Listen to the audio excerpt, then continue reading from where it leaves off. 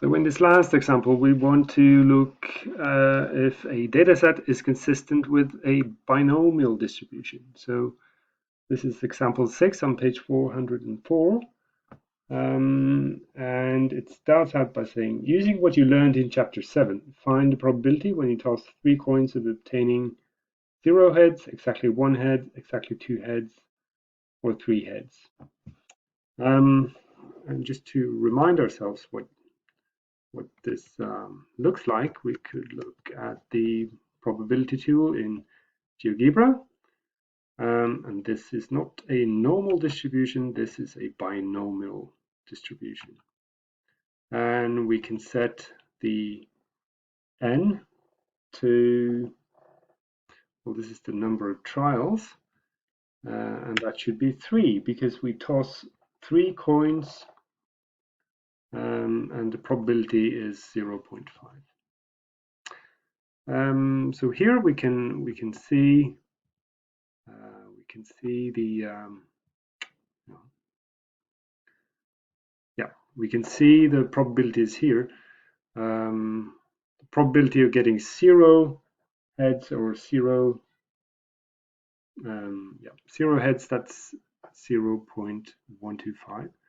Probability of getting 1 is 0.375, and the same for 2 heads, and then 3 heads, 0.125. We can also find this on our Casio. So we go into the stat menu. We want to look at distribution, but before we do that, we might want to make a list. We can do that. We can make a list. Let's see. Just delete the lists that we have. Delete all. F1. And put in our values in one of the lists here. 1, 2, 0, 1, and 2, and 3. So those are the 4 possible outcomes. 0 heads, 1 or 2 or 3 heads. Then I go into the distribution menu. We want to look at binomial distribution, and we'll examine the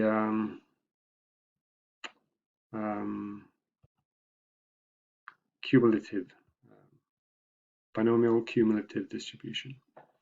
The data is taken from list 1, and the number of trials is 3. The probability is 0.5.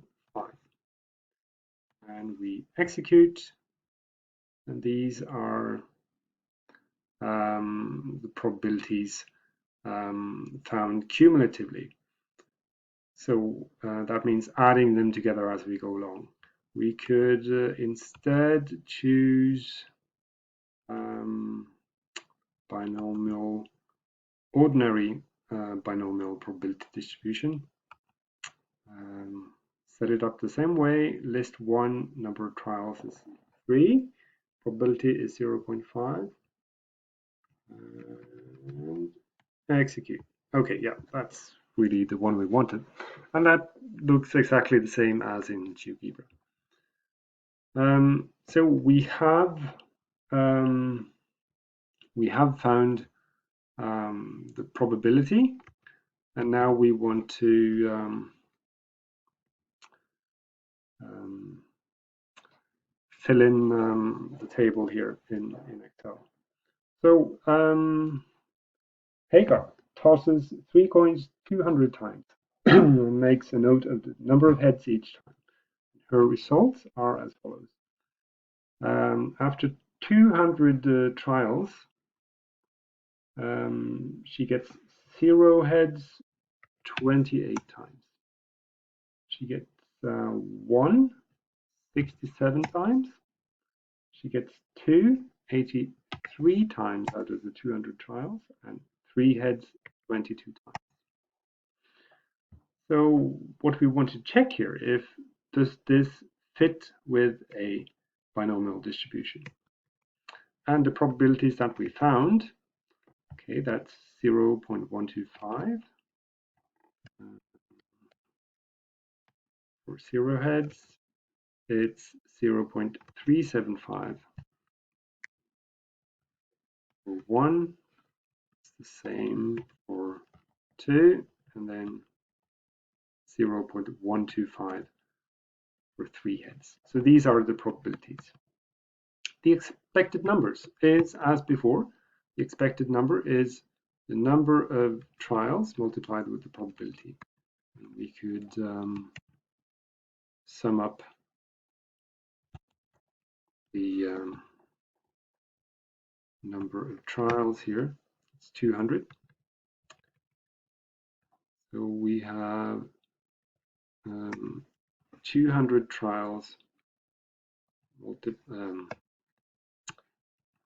200 trials multiplied with the probability. We can copy this down, and these are the expected numbers. So we expect 75 outcomes with 1 head, 75 outcomes with 2 heads, 25 with 3, and 25 with 0. And this also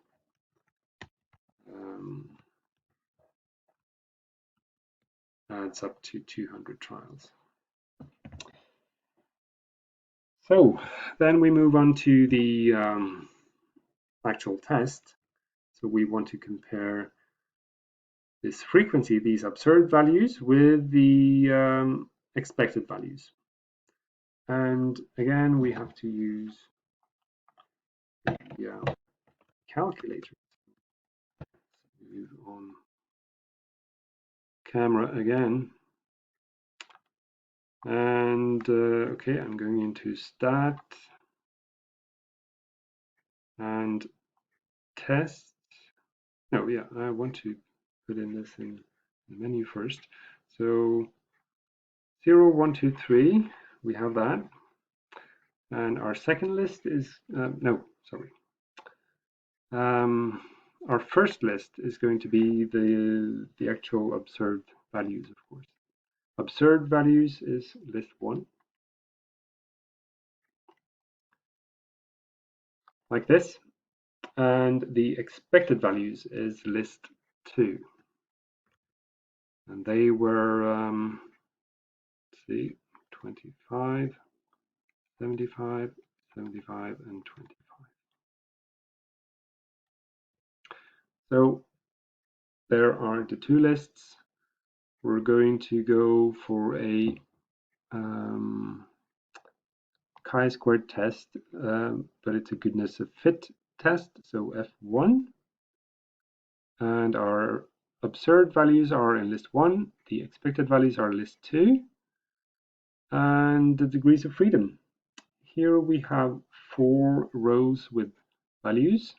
4 minus 1 is 3, so it should be set to 3. And then we execute, and that's the values we get. It's 2.4266 and so on. And the p-value is 0.4887 something. So we'll just transfer that into Excel. So we enter our chi-square value, the one we found through the test, 2.4267. I'll use more decimals this time. And the p-value was 0.48869. The significance level we're asked to use in this task is 5%.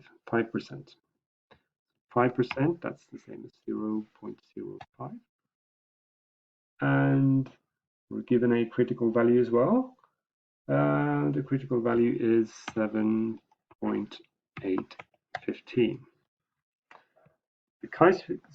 The chi-square value that we found does not exceed the critical value. It's lower, and the p-value is far higher than the chosen significance level.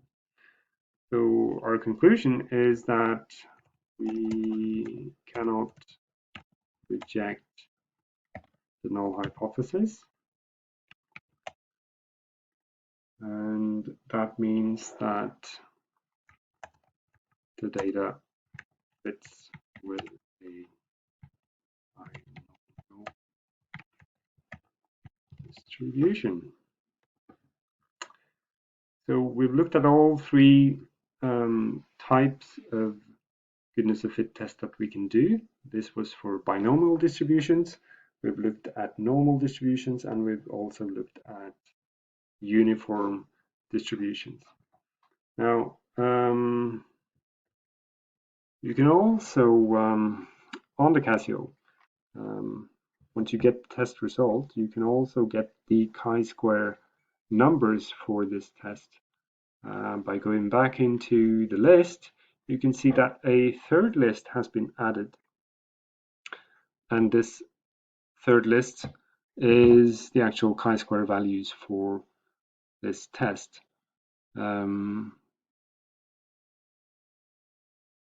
Yeah, so that would be that would say something about the difference between the observed values and the expected values. And those are the values that are added together to get this number, what was it? 2.426 and so on. And that's the end of goodness of fit. And the next test will be a t-test, and that's the final test in this chapter.